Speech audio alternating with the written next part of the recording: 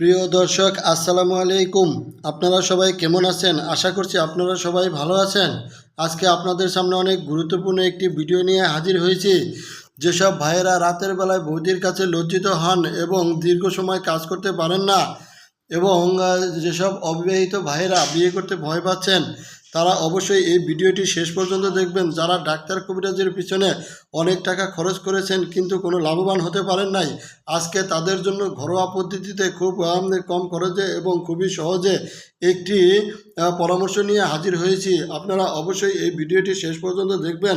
বন্ধুরা, আপনারা এই ভিডিওতে দেখতে পাচ্ছেন এখানে হলো কাজু বাদাম এবং কিশমিশ আর হলো খেজুর এবং মধু। এই চারটি জিনিস যদি আপনারা প্রতিদিন সকালবেলায়, বিশেষ করে এই কিশমিশগুলো রাতের বেলায় পানিতে ভিজিয়ে রাখবেন এবং সকালবেলায় সেগুলো ধুয়ে খেজুরগুলো, কয়েকটা খেজুর ধুয়ে নেবেন 3-4টি, এবং 8-10টি কিশমিশ এবং 5-6টি কাজু বাদাম নিয়ে আপনারা সকালবেলায় ধুয়ে খেয়ে নেবেন, এবং তারপরে 1 চামচ আপনাদের মধু খেয়ে নেবেন ছোটো চামচের।